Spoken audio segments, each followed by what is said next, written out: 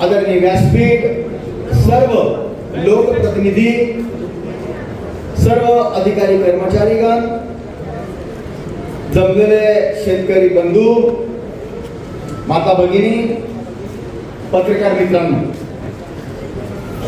खरं म्हणजे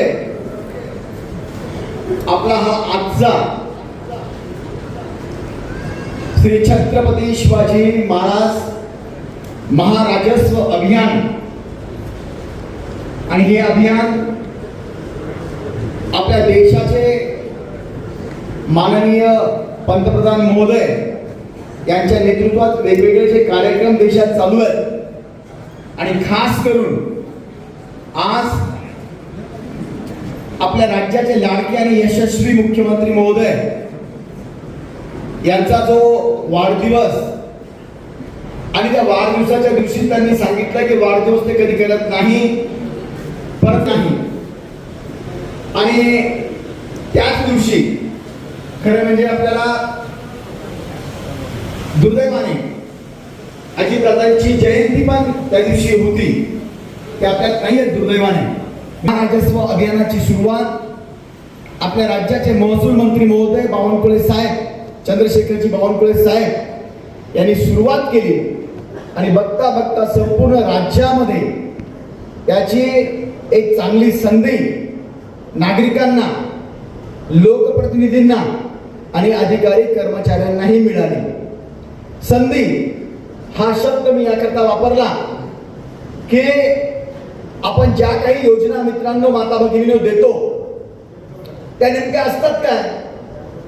समजा आता आम्ही लोकप्रतिनिधी आहोत, तुम्ही आपलं घर चालवताना 8, 10, 15 लोक, कुठे 4 लोक असतात, तो सगळा प्रपंच चालवताना एखादा असा मुख्य आपण मनुष्य त्या ठिकाणी निवडतो किंवा असतात की जे आपलं घराचं नेतृत्व करतात, घर चालवतात, बाकीचे भाऊ त्यांचं ऐकतात, माता भगिनी ऐकतात. गाव असेल तर गावामध्ये समजा मी माझं घर चालवतोय, प्रपंच चालवतोय, कमावतोय, राहतोय, पण मला गावात रस्ता पाहिजे, नाली पाहिजे, मला शौचालय पाहिजे, मला वेगवेगळ्या गोष्टी पाहिजे ज्या सामूहिक पाहिजे. त्या सामूहिक का पाहिजे? कारण मी एकटा रस्ता सांगेल की 5 फूट बनवतो, दुसरा सांगेल 5 मीटर बनवतो, असं चालू शकत नाही. हा सगळे रस्ते जे काही पैशाची उपलब्धता असेल आणि ग्रामपंचायतच्या, नगरपालिकेच्या, राज्य शासनाच्या तिजोरीत जो पैसा असतो त्यातनं हे सगळं चालतं मित्रांनो. आणि त्याकरता चालवण्याकरता नेतृत्व असायला लागतं. हे काय घ्यायचं, कुठं घ्यायचं, कोणतं काम घ्यायचं, कोणत्या कामाला प्राथमिकता द्यायची, असं करण्याकरता आपण हे सर्व निवडणुकामध्ये या लोकप्रतिनिधींना निवडतो. विषय असतो की सगळी कामं झाली पाहिजे 5 वर्षात मित्रांनो. ती होऊ शकत नाही, कारण की जसा पैसा आपल्याकडे येईल त्याचप्रमाणे कामं होतात.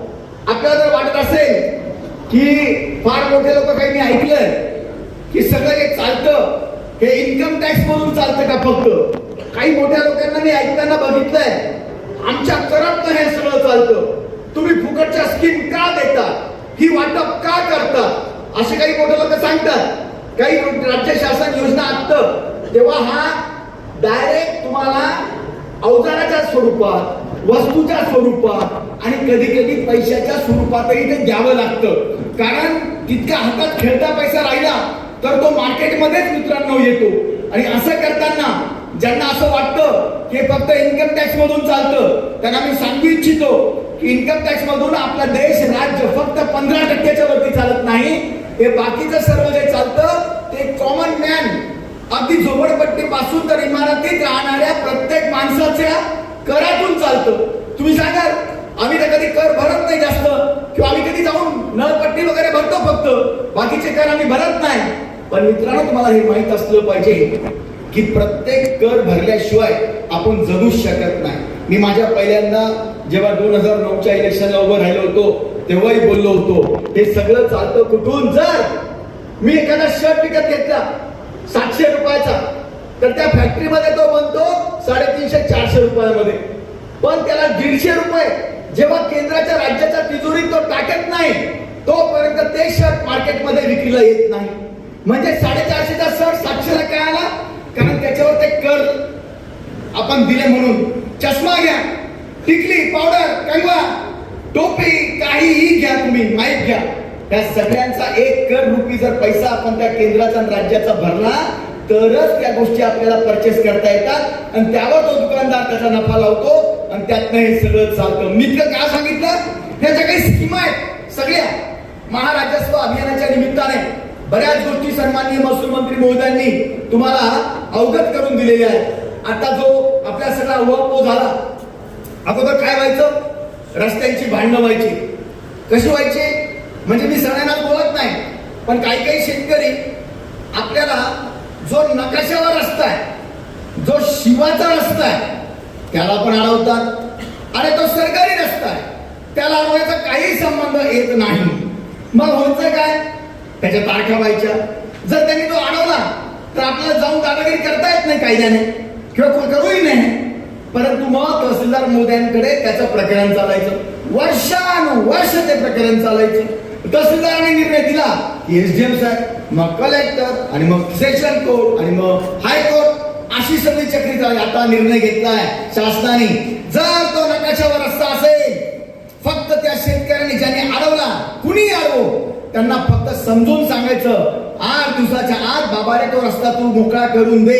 हे बघ, हे बघ, हे नकाशा आहे, हा रस्त्यावरचा नकाशा आहे, ह्याच्यात तुला कोणती माफी नाही. जर त्यांनी ऐकलं नाही तर मोफत मध्ये पोलीस प्रोटेक्शन घेऊन तो रस्ता त्वरित आता मोकळा होतो, जर तो शिवाचा किंवा आपल्या नकाशावरचा रस्ता असेल तर. अगोदर वर्षानुवर्ष लागायचं.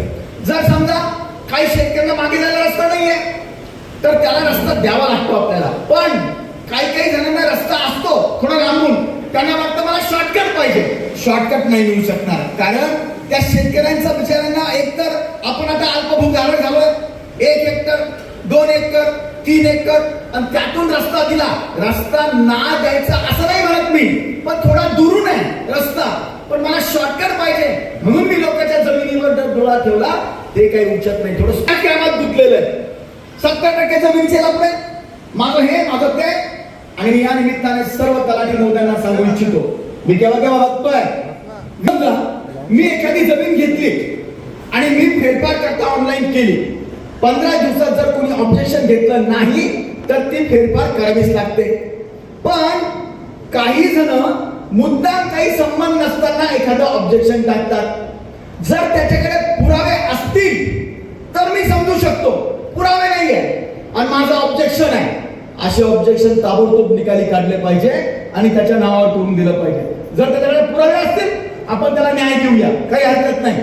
परंतु विनाकारांचं कुणाचा फेरफार होऊ नये, जाणून बुजून लोकांना त्रास होईल असा कार्यक्रम राबवला नाही पाहिजे भविष्यात. म्हणून राज्य सरकारने ही चांगली मोहीम आता हातात घेतलेली आहे. आता जे सांगितण्यात आलं, मी मराठवाड्यात राज्यात तरी बघितलं कुणीही पानंद रस्त्यात हात घातला नाही. मी जवळपास 75 रस्ते आता बनवून मोकळा झालोय पानंद रस्त्यामध्ये. त्या सगळ्या रस्त्यांवर मी सांगू इच्छितो, ज्यांना ज्यांना पानंद रस्ते पाहिजे असतील, विदाऊट डिस्प्यूट, भांडणं ज्यांचे नाहीये कायदेशीर, जर समजा नकाशावरचा रस्ता कोणी अडवला असेल तरी आम्ही त्यांना देणार आहोत. मतदारसंघामध्ये 500 रस्ते मी हातात घेत आहे आणि पुढच्या पावसाळा लागायच्या आत 500 रस्ते मला बनवायचे आहेत आणि त्याची तुम्हाला तुमची पण मला मित्रांनो साथ लागणार आहे. आज आपण जर या सगळ्या स्कीम्स बघितल्या, सकाळी उठल्यापासून तर झोपेपर्यंत तुम्हाला जर वाटलं अरे यार असं असायला पाहिजे होती, अशी एखादी स्कीम असायला पाहिजे होती, मित्रांनो एकही गोष्ट आता अशी राहिली नाही की ज्याची स्कीम नाही आहे, पण ती आपल्याला माहित नसते.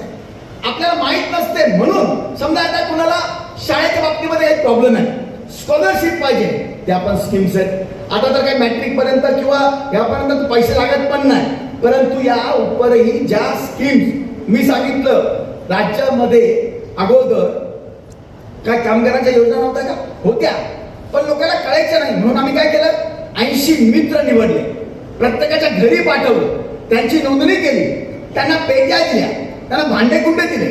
पेट्या आणि भांडेकुंडे देणं इतकंच फक्त माझा हेतू नव्हता, स्कॉलरशिप त्यांना सुरू केली आहे आणि मला आनंद आहे, कोट्यावधी रुपयांची स्कॉलरशिप माझ्या मतदारसंघामध्ये कामगार स्कीम मध्ये आपण मिळवून देण्यामध्ये मित्रांनो सक्सेस झालेलो आहोत. आता पुढे यापुढे भविष्यामध्ये जितक्या स्कीम्स राहतील मी या निमित्ताने 2 विनंती सर्वांना करणार आहे.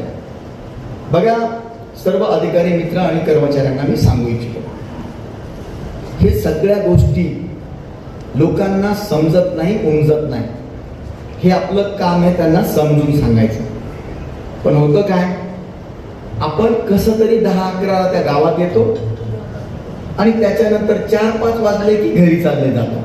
गावात तुमचं घर असलं पाहिजे, मुख्यालय असलं पाहिजे. मला सांगा बरं, थोडेसे तलाठी महोदय पुन्हा हात वरती करा बरं. पिक्चर आहे सगळे तलाठी हात वरती करा.